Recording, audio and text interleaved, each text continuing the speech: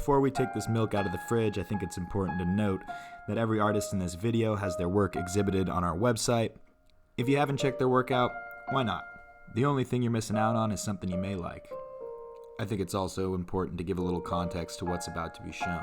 This roundtable was recorded after individual interviews with 3 of our artists, Lorna Wood, Kate Heyman, and Shokunin, or Alex. We used the topics and ideas discussed in these individual interviews to build the questions for this larger roundtable. What did we hope to achieve or find out by bringing these varied voices together? Well, I'll let the 2% milk speak for itself.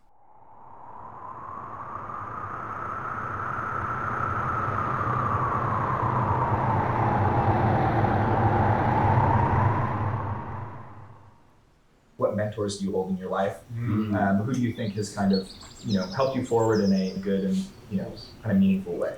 It's like a group of women, like the big Broadway divas are like my number one inspo, like Judy Garland, Barbara Streisand, Liza Minnelli, like Ethel Merman, like all those like big Broadway belters. I just find inspiration in being in a certain place. So that could be, it ranges as I said, so it could be the most like mundane bus trip, and something just happens at like that moment where you're in a space, but there's something going on around you maybe.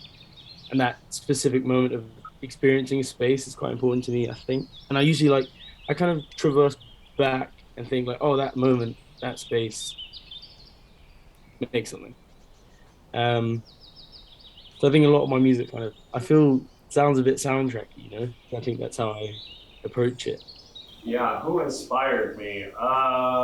In school, I was pretty much taught, hopefully what everyone else is taught, which is be nice to others and that sort of thing. And yeah, I would say my main inspiration is just from my environment, like my direct environment growing up, like mainly just my friends and my family, and my peers, I guess. I just say my parents, but as I get older, they seem more flawed. I actually think I appreciate my parents more as I'm getting older. I think I went through a phase where I essentially didn't even talk to them for a few years, and now they're my best friends, and I think they're amazing people, and I look up to them so much.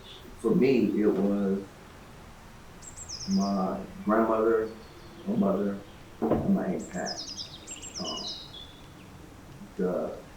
Just the inspiration to do what you want to do, always be honest with people, no matter what it costs you. If you're honest with people and you're honest with yourself, everything else is gonna work out. That's what this tattoo is for. It's for those 3 women because they influenced me, so much and kept me in a straight line.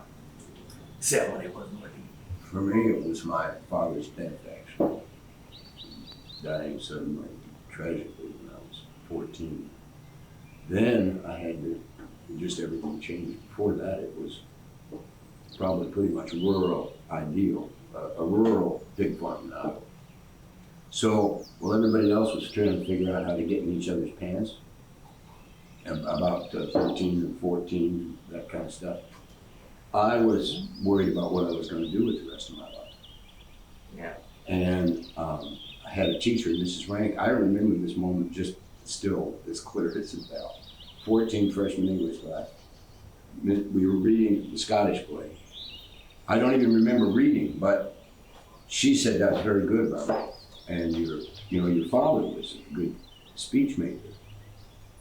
And the play I'd seen the week before was the first play of my life, and it was about Harvey, and I was fascinated with the main character was a 6-foot drunk that never showed up, but was nonetheless the object. The purpose of the whole play was Harvey, the 6-foot drunk rapper.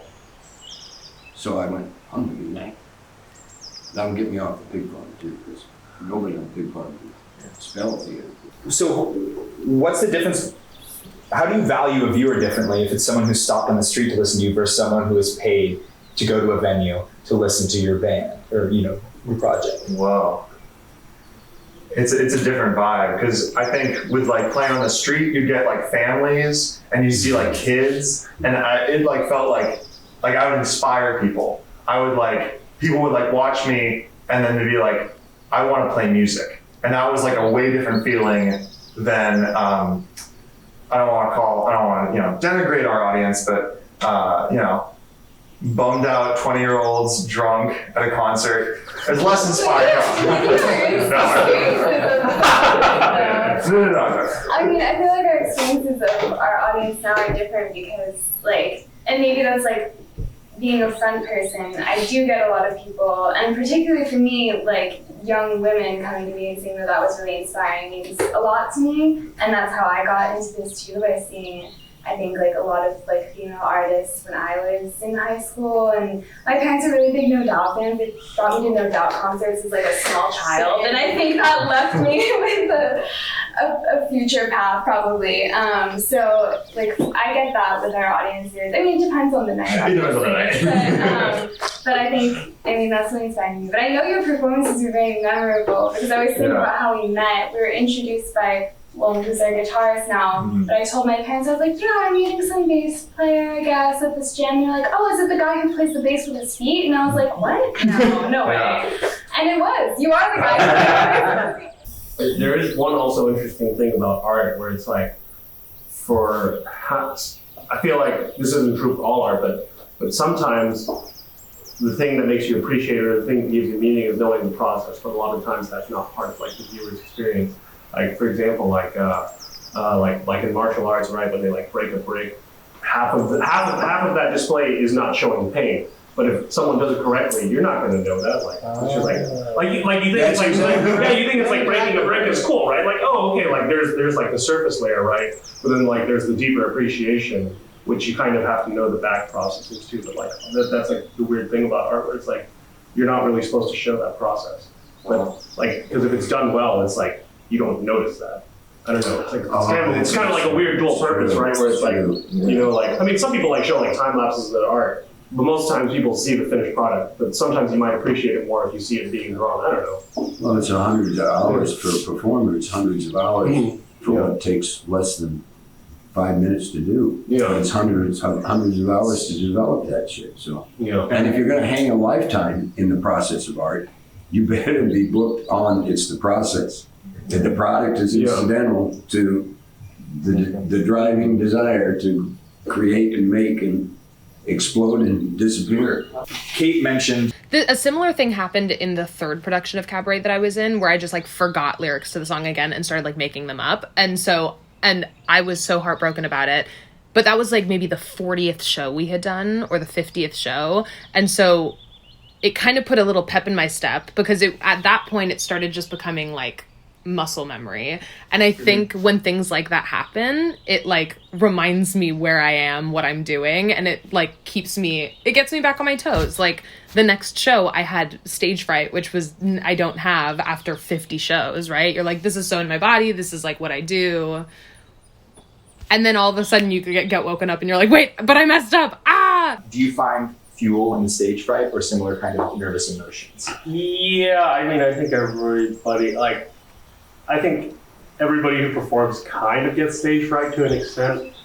But I would say like it's kind of like it is a good feeling, because it's kind of like it's the calm or the nervous before the storm, and then you kind of step up to that challenge. At least that's how I view it. Because it's kind of like you're thinking about everything, you have all these expectations, and then you just go out and do it and exert that energy. And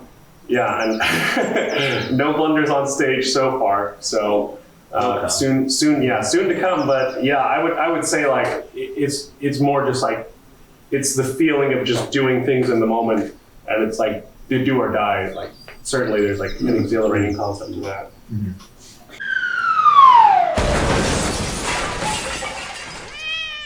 And what's your relationship kind of with failure?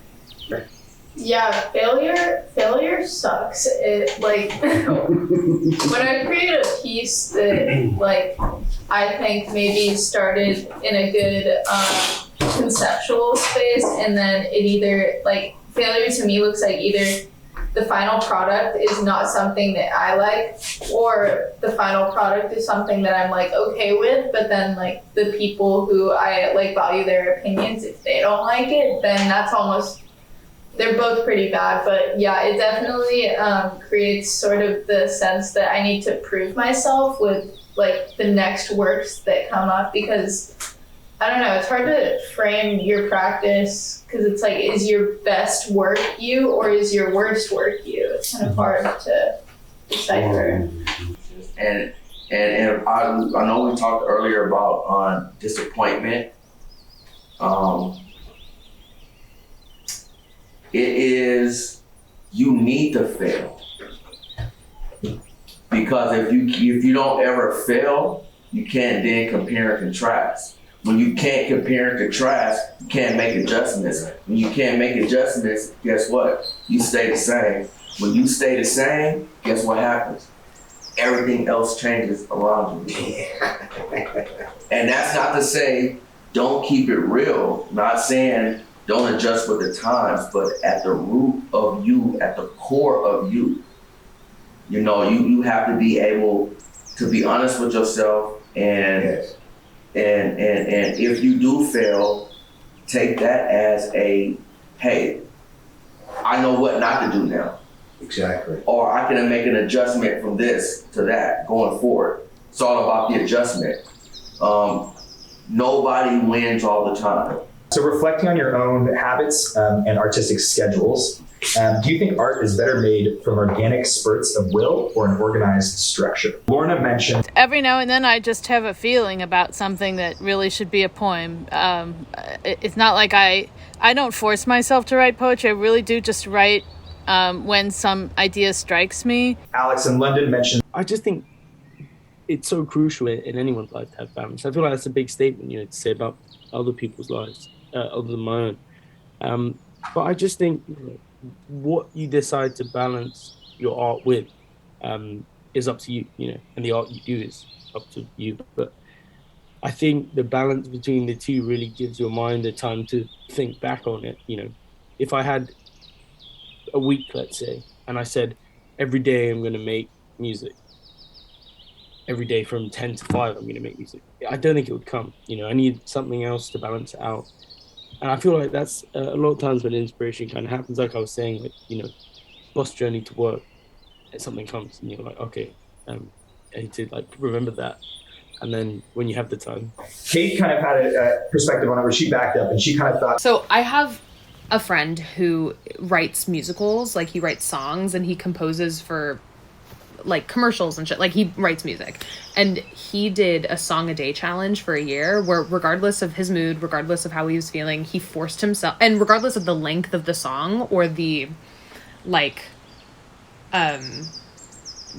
complexity of the song, like he wrote a song a day whether it was like 10 seconds or 3 minutes, and he did it and he got some really good work out of it, and I think he learned a lot doing it. So that's one way to do it. But then there's also another way that's like, part of being an artist is being a human, and so you need to experience the human experience, and you need to like go off and live life and not let it tie you down. So I think there's a balance, and I think it depends on the person and just kind of like how they do it. Well, so Maddie, I'm going to talk in the context of Have, which is a collaborative process between me and Maddie. I am more on the technical side of everything. So, you know, a structured day can work well for me because I'm like, okay, we record this, then do that, and like we can finish this in this amount of time. And then I fuck it up because I'm the complete opposite. No, I'm not to interview. I just think it's funny. I'm all like, whenever I feel it, basically. So he'll make a plan, we're gonna record then, or we need these songs by then. And it's nothing ever happens when he wants to do, and I feel really bad.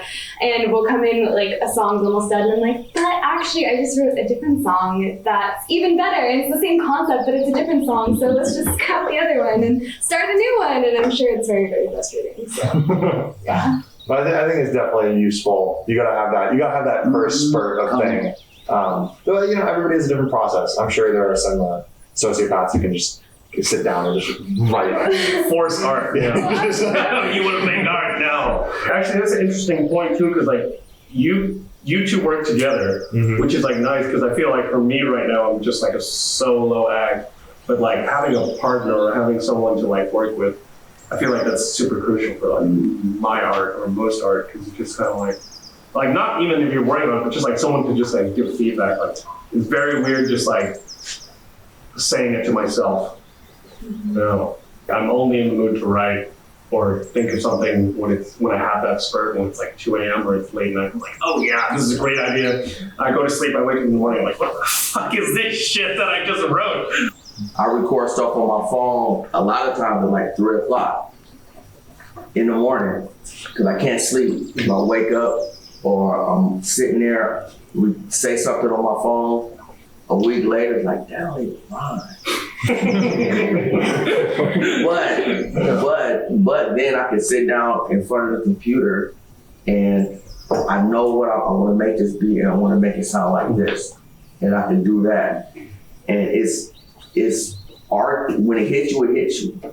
It's always good to have like stuff you also say, because like the 3 a.m. stuff, sometimes you put it on the back burner. Oh, never. And then never throw it away. Never throw it away. And if you don't have anybody to bounce stuff off of, man, just be more observant. Yeah. Let the world be your partner. Because people do funny stuff all day long. Yeah. You just gotta know what funny is. Like people say stuff to me at work, and I'd be like, oh, that'd be a dope line. Yeah. And I literally would write what they say. And I'd be like, oh, that'd be dope. If I can interweave that into something. Yeah. So it just never know. Can I be passed?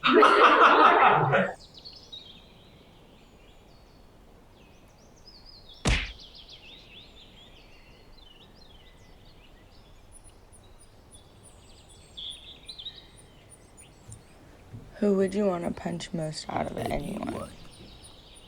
Not in this room, right? Not in this room. Unless it's me. No. I thought we were gonna start a fight, and I was like, oh my god. I don't think I really want to punch anybody that much. Okay. I did call a lady a bitch on accident when I was at the grocery store. She was being mean. I thought I whispered it under my breath, but my girlfriend was telling me, she like, look, Jesus Christ, I thought I whispered it under my breath. I thought I was being nice. Do you think the event was warranted? I mean, like, at the moment, I thought I was talking behind her back, but apparently I just kind of blurted it out. So, I mean, we're both alive, hopefully. I used to work with this manager guy named Mike Trissler. I would love to, and I almost did. He was too cowardly to show up. But yeah, I would let him punch him right in the mouth. Twice. You can use my punch. Yeah. I feel like I get a lot of like gross messages from men on the internet, and I almost wish one of them would just come say it to me in person so then I could punch them. But they do it in this kind of like very anonymous, cowardly way that's just gross. So I make fun of them and then I blast it on the internet, and everyone can see it. So that's my solution. I either give Maddie my punch for more punches or just Donald Trump. I got into this argument with this lawyer. I don't want to say anything too specific about him, but he's my grandparents' neighbor, and it was my cousin's grad party, and it was like in a very heated moment politically. And he was a lawyer for someone and basically helped this political figure do something very bad and very notable. And he was just like picking fights with me and just saying just the rudest, like most incorrect things. And then just because I disagreed with him, he started like going around the party telling people that I was like being an asshole. So yeah, I would punch him. I'll punch you too. I'd like to a double punch. Trump and then Putin. And then kind of a follow-up, and it's somewhat of a similar vein, but I'm more curious. So out of everyone featured here, you're the only artist that can't be listened to. Mm-hmm. You're primarily, solely visual craft. Do you think this affords you a unique advantage as an artist? Yeah, when you say that, like, I can't be listened to, I think of it as you guys are time-based artists, and I'm like a not time-based artist, and I think that it benefits me in the way that people can kind of choose the amount of time that they're gonna spend interacting with my work. Versus like when I was like looking at everybody's files on Google Drive trying to just get to know everybody's work, I found myself like, oh, I can't play your talking stuff. I'm at work right now, or I can't listen to the Google Drive like while I'm driving. It's too hard to like set it up in my car or whatever. So I think that especially in the age of like digital media, my work being not time based makes it pretty accessible. So Lane, you mentioned it, but it's something Alex in London also mentioned, which I thought was very interesting. We think of music as like a time art, but I think really it's a space art. You know, when you play a song say I play a song on my speakers in my room right now, you know, that song exists in a certain amount of space, you know, and my experience of it in this space is going to be different than my experience of it if I could hear it from, you know, my back garden where summer's leaking out my window, you know, and for that amount of time, yeah, but I think the space is more important. But it also is partly with ambient music specifically, I think definitely to do with the space because that provides a kind of context, which informs how you listen to it. Because you could easily, you know, there's music for deep listening, let's say, which at the same time could be on in the background of a shop and easily be ignored. So it is that space thing and context. I never heard it described like that, but he's true. It's true. The first time I heard Landslide, I think I was 15 or 16, maybe 17. And it was about 2:30 in the morning because I had insomnia really bad. And I didn't cry, but my eyes weren't exactly dry either. So, but it was just like, yeah, and to this day, I love that song to this day. And it's just like, I never heard it described like that, but for the listener, that is true. And also for even when you create it. Like I wrote a song one time and when I played it back, I was like, I can't put this out because it was for me, it was so emotional. I was like, I can't put this out. I might actually get popular off of that. You know, but yeah, that is the truth. That's true. I never thought of it like that. Alex from London mentioned. I mean, I think music's really important in a lot of communities. Obviously not all, but in community building, I think there's something about the you know, accessibility of music. You know, everyone can sing even if they're not that good. You know, you can do it. And I think, you know, time and time again, like from football matches to church, you know, it's a real thing. You know, participating in something like that, you know, you're expressing yourself in a group of people, so you kind of feel as though you're a part of that group, rather than just like standing around and, you know, you're not going to feel connected in any way. So yeah, I think in that sense, just on a basic level, but then in terms of like consuming music, I think building an identity, you know, music has been a big part of that for quite a while in a lot of cultures. And so whereas before, you know, you'd be able to share that thing, and you had all those movements, you know, in the UK at least we had like, you know, the New Romantics and the Mods and all these little groups, and, you know, New Romantics listened to, what was it, Smiths, and then the Mods listened to like the Who. So they kind of build themselves around these things, and they have something they think they kind of, well, they do stand for. And it's like, you know, that's pretty difficult now. You know, there aren't that many big groups of, you know, followers of one thing. Well, at least they're that passionate about it. You know? What do you think about music's community building aspect, and how has it changed, if it has, through your life in regard to the rise of the internet? It's a balance. First time I used a computer to make music, I thought I was cheating because it was so easy. But as I listened to the music, yeah, it was easier for me to make this music on this computer, but it was garbage. So it's a fine balance between taking this advancement in this particular field and still being creative and original and making art make sense. It's a very, very fine balance. Because I had a guy tell me one time, and him and his brother wanted to beat me up. Hey, we made this on Pro Tools. It still sucked. What you made it on, at the end of the day, is show and prove.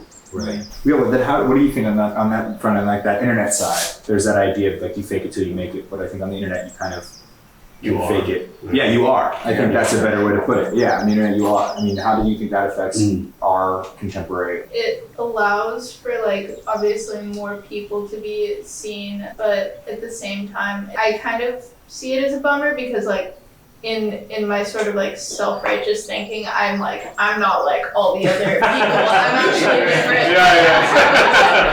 But like I just think back to certain like times where all the cool artists just like they just knew each other. Like they just hung out. Like Basquiat's friends with Warhol and like Lee Krasner is friends with like everybody. And it's just like how did that? I just in my head I'm like, how is that even possible? Like right now, there are so many artists my age, like I could never meet all of them. I could never even like filter through all of them to see which ones I actually connect with. Like it's really difficult to build communities. Or I mean, it's easy, but at the same time, it's difficult because you have to like sit through so many members of this community.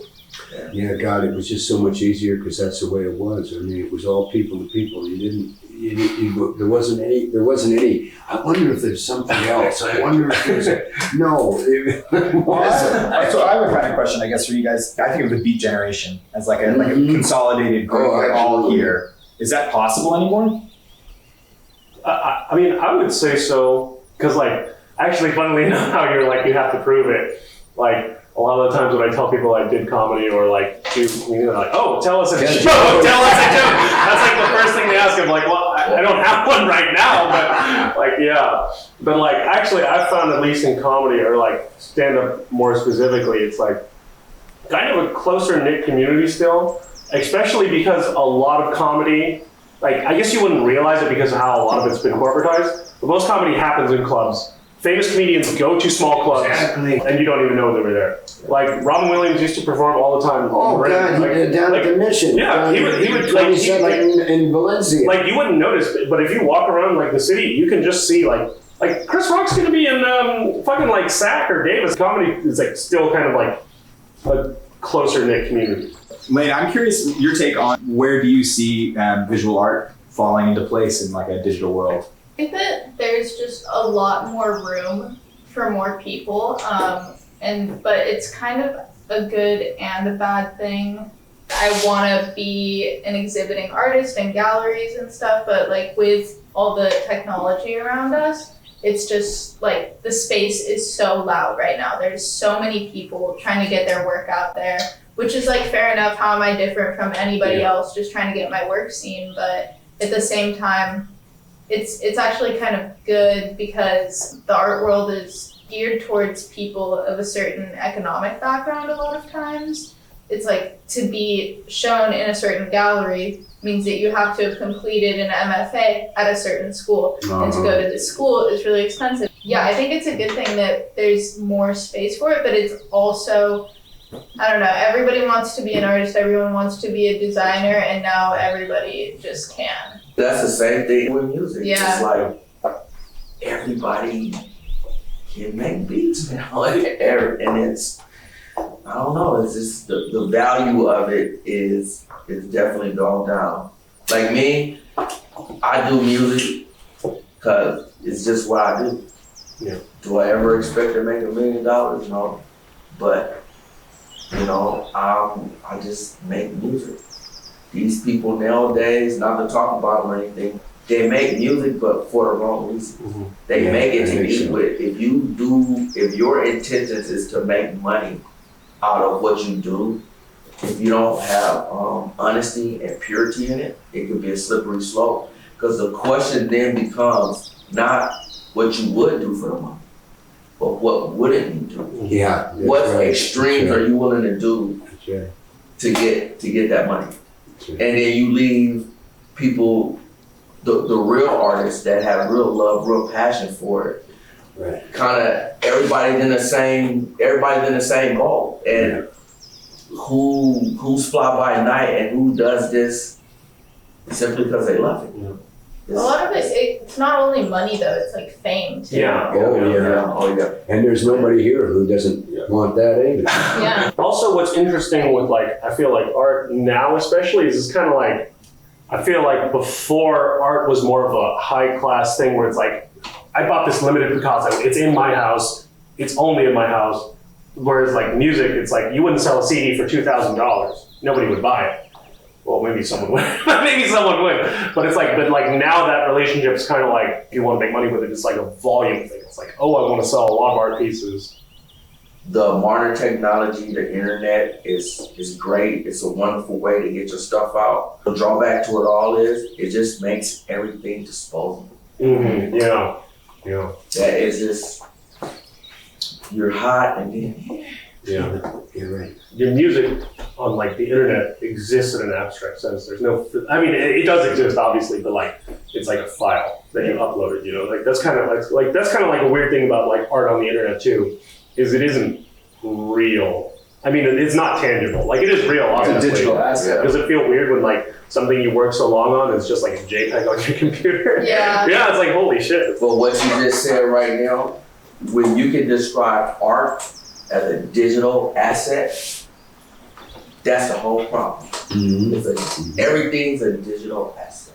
Yeah, there is a benefit though, because I feel like there's kind of two ends of an artist's career, and now it's kind of easier for beginning artists to create a small business and not have to be the starving artist. But then that means that you have to like post your stuff on Instagram, turn it into the stupid little JPEG on your phone. And then once you have like a certain amount of notoriety, you don't want to sell your paintings because they're just constantly increasing in value. You don't even have to have an Instagram, like you're chilling. That's the entire approach. It's all on the internet. I mean, it's not all on the internet. We play a lot of live shows, and playing live has really helped us grow as well.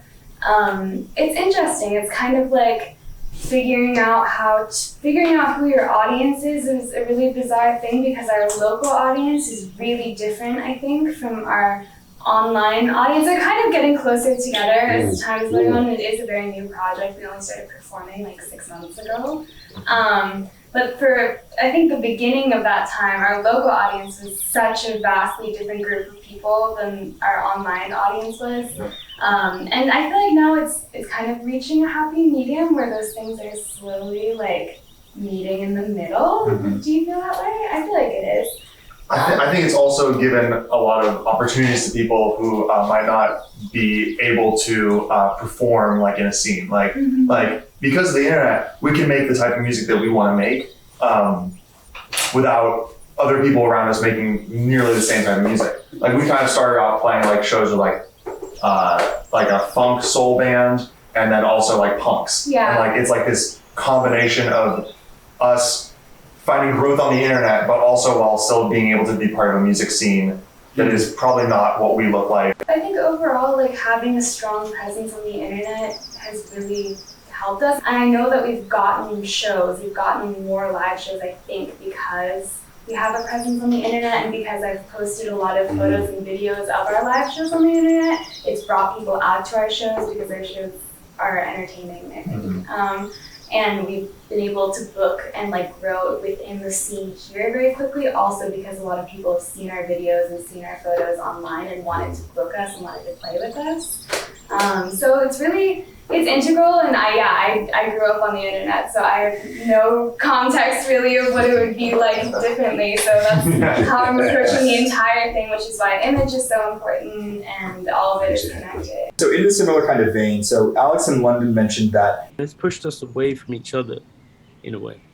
But then you get small niche trends, rather than everyone's listening to the being concentrated around a very clear center and then a periphery, that kind of springs off of those very, say you have pop and then you have like indie pop on the periphery and then synth pop, all these things. But now it's like crazy offshoots into these really tiny, niche things. And then because everything's online and it doesn't go away, they keep evolving in their own sort of tree, if you like. It keeps going out, break into loads of different.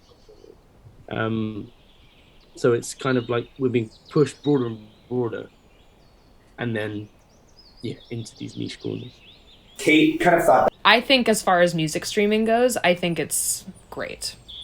I think art should be accessible to anyone who wants to access them.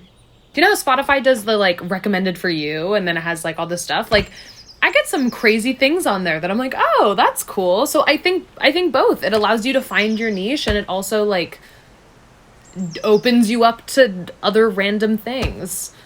Well, the other thing that's different from the days of, the Bard or whatever is that we have little pockets of taste more than communal solidarity. It's just too big of a community and too diverse. And what is your guys' relationship to streaming services?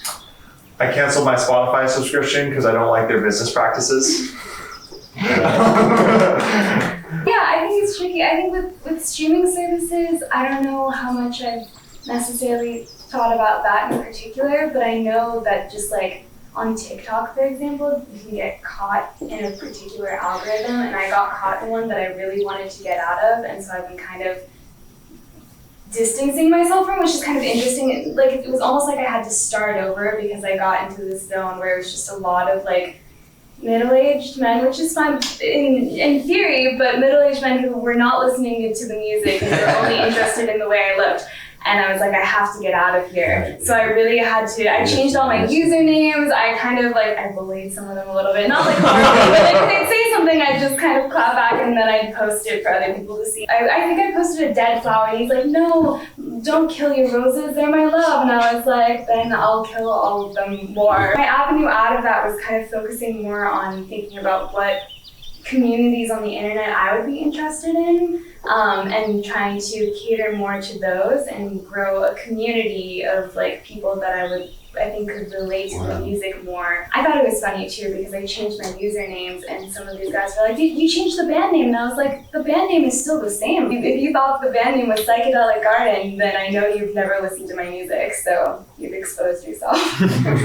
Kate mentioned something which I've always found very interesting, specific to live performances. One of my favorite things about performing and about singing live is the conversation between the performer and the audience. Like it's unspoken sometimes, like, besides like cheering and whatever, but there is this energy that mimics like a conversation, like a back and forth. And that's like my favorite thing about playing with musicians and playing in front of people. How would you guys describe that, and what was your guys' kind of relationship to that? Working on this project, performing in different bands and projects has always had different contexts. When I'm playing on the street, when I used to do that years ago, it would be to put as a performance, in a way that to show, please give us money, but also like we're enjoying this and we're adding an atmosphere. But as we've gotten to more like the stage where people pay money to come see us, it becomes more of we're performing, we're like connecting with you. But also you got to think about who they're connecting with. When we started this project, I can be like very gregarious on stage, but sometimes that can be bad. And sometimes that would undercut Maddie's connection to the audience. So understanding the whole role, how the entire group is connecting with the audience, and how reading the room and not overdoing or underdoing your position in the troupe. I don't want to call it bad, but there's 5 of us in the band, and I'm maybe half the size of each other person in the band. I actually wear platform shoes every time I'm on stage, otherwise I just look like tiny. I didn't love the optics of that in terms of just as the front person commanding the stage and being a woman amongst all very large men centered there and dancing around. So it's a careful balance of figuring out how to command the stage. For me, I really like to interact with the crowd. I often jump into the crowd and like will dance through the crowd in a break and try to make eye contact with people, come to the stage, like the edge of the stage, and that direct interaction with the audience is a way to kind of command that presence and that, like, to say that I'm in control of what's happening here. And then, so again, Lorna, the poet, mentioned that, so she writes poetry about the text that's on the back of like cans or like shaving cream. And she said, what I like about them is that you can see the corporate speak there, but I've kind of hijacked it, and so you've got kind of a double layer there of stuff, and I think that's kind of fun for the mind to play around in. so where do you draw a line between corporate speak and art? Okay, I'm like thinking about it in two ways. So I'm thinking about like making art that like speaks to a corporate nature, and that kind of brings me back to the idea of like kitsch, target art kind of thing. I don't really appreciate that. What I do like is using sort of imagery of certain like objects or like well-known things like a bus or like a boxing ring or something that like has such strong ties to a contemporary culture, and kind of think it's a fun juxtaposition to put something so corporate into a piece that's supposed to be viewed as high art. I like that contrast. I feel like corporate pretty much takes over like all forms of art. We've all seen commercials where like they have to have a hip-hop song where they have like a shitty hip-hop song. I mean, funny commercials sell well too, like, right? Like Geico's been doing that for like God knows how long. Everything, like, I feel like they corporatize everything. It's just the difference is like the Reese's Puff song is not a #1 like Billboard chart, you know? Speaking of corporate and stuff like that, I didn't understand what an NFT is, and I still don't understand what an NFT is. But I just seen an NFT commercial on the Super Bowl, and it was like, it's corporate now. Yeah. Or crypto, it's corporate now. Crypto was this creepy way to buy stuff, but it was corporate. It's cool, and it's like, I didn't get it before. I still don't get it. It just shows you can corporatize anything. Oh, when bell bottoms came out, this is 1965, and everybody made their own bell bottoms. They weren't sold. You just cut the seam or what? Yeah, cut the seam, put in the patterns. They were anybody who had bell bottoms in 65, they were made by somebody, or the person who wore them made them. Mm-hmm. By 1967, you could buy a pair in Macy's for $70. So when I went to college, because I had long hair, there were certain frat bars I couldn't walk by because I'd get the shit kicked out of me. Yeah. I couldn't hitchhike to my little town home because truckers would try and run over you. Yeah. Again, 2 years later, those same dudes had their hair down to here. You know, it became fashion. That's corporate to me. Then the masses, they appropriate. You look at the music in your culture, for example. All rock and roll originates from the blues. And it all resonates from juke joints and from completely rural spaces in the South.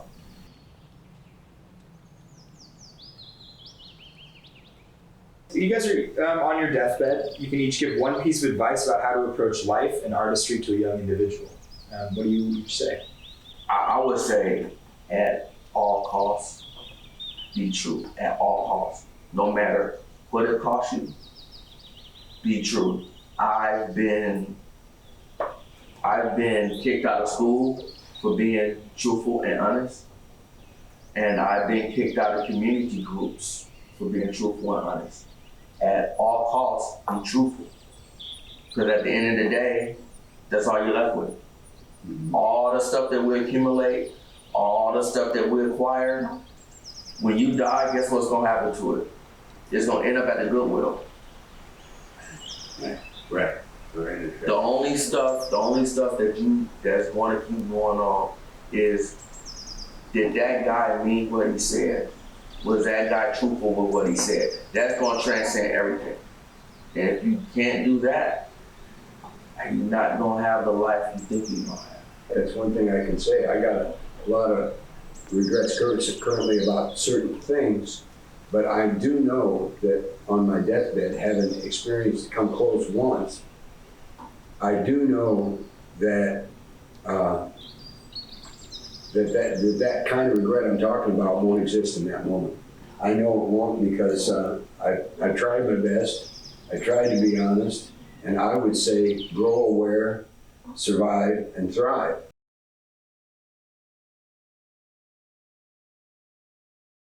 First things first, if you made it this far, we just want to say thank you. And we hope that you like the taste of that fresh 2% milk. If you want to be part of this digital magazine's future, we're open for submissions. Drop your art of any medium to this email below. We're looking forward to checking it out. And as for now, well, I'll just let the credits roll.